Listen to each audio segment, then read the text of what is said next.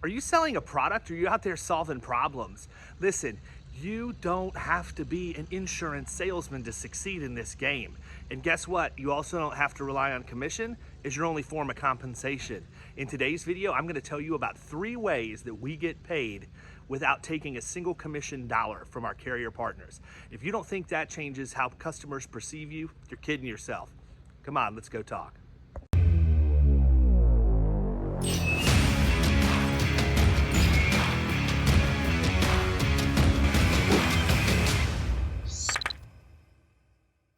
One of the things people love to hear me talk about is how we get compensated. And honestly, it's kind of one of my favorite topics too. I love to talk about how I get paid. Who doesn't, right?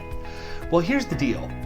There are ways that you can get paid without taking a commission from the insurance carrier. Did you know that?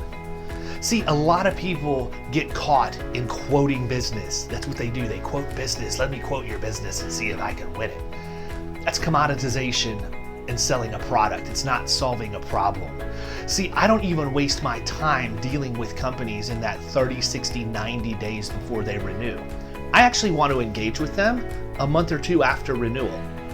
Here's why. Number 1, the loss runs are still fresh. They don't have to go to their agent to get loss data that's credible. I can analyze everything just as if I was going through a new business submission right now.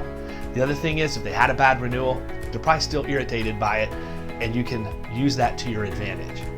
The other reason is it gives me about a 6 to 7 month head start on all the door knockers and telemarketers who are going to try and get into quote their business. While they're wasting their time, I've already built a relationship over 6 to 7 months prior, and I'm not going to get out of that account. Here's the thing though, if you're not placing the insurance, how do you get paid? Well, there's a few ways you can get paid.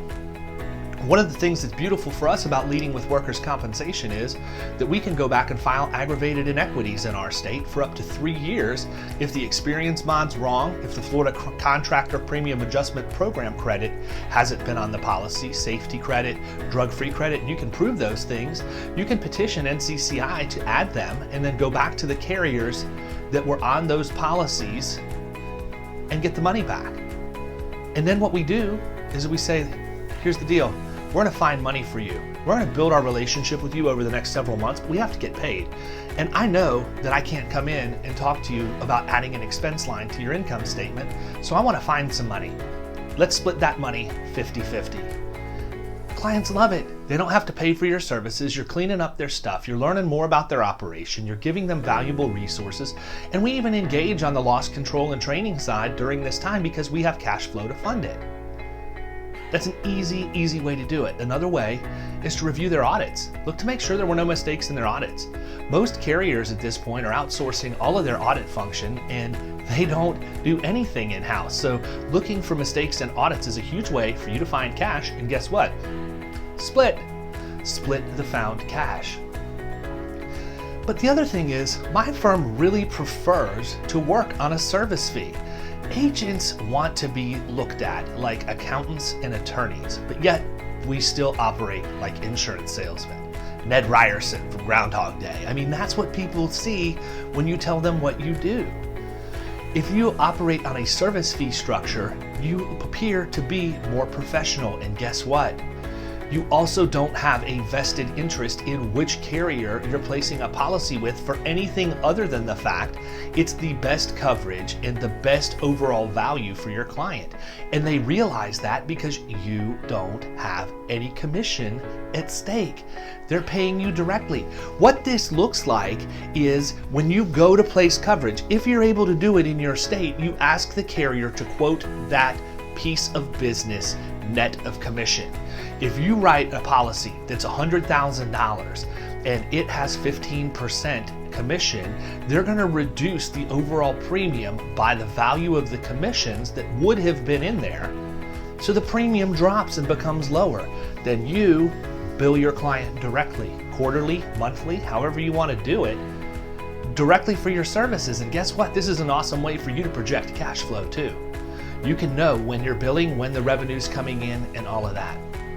It's a great way to change the perception of a client and view you as a trusted advisor as opposed to an insurance salesman.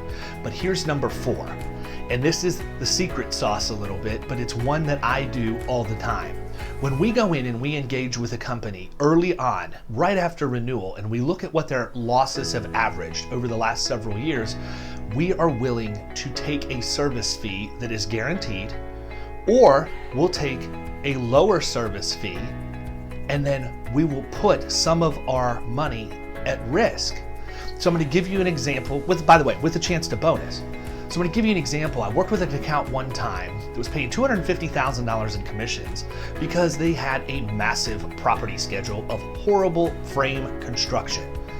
I didn't need $250,000 to go in and take this account over, give them the risk management services that they needed, and drop their out-of-pocket loss costs on their casualty lines because the account was driven by property premiums. So when I walked into the meeting, I looked at the CEO, the CFO, and the COO, and I asked them, "Where's your risk manager?" They said, "What?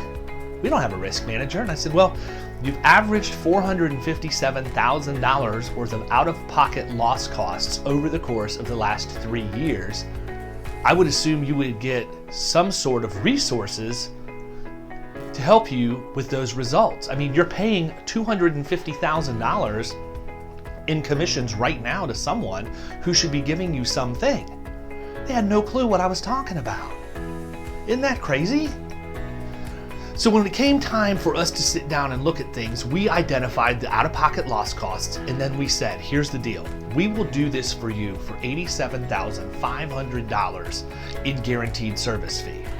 Or we will do it for $75,000 up front, and for every $100,000, we reduce your total out-of-pocket loss costs. We get a $10,000 bonus, and we'll cap it at $25,000. So your worst case scenario is, if you pay me $100,000 in commissions, you will have saved at least $250,000. How much do you think that prospect loved that idea? Well, I can tell you, they had no problem stroking us a check for $25,000 at the end of the first year because those out-of-pocket loss costs dropped to $36,000 in year number one. And at the closing table for the renewal, the COO looked at me and said, "Can we still get the deal for $87,500?" And I said, "Absolutely. I don't have any way to bonus anymore, so I was really hoping you would give me that opportunity to bring that back to the table." So as you can see, if you get creative, if you go in and represent yourself as a professional who's not tying your compensation to a product, but instead solving problems, you and your team are going to kill it in commercial insurance. You're going to write so much business, you won't know what to do with all of it.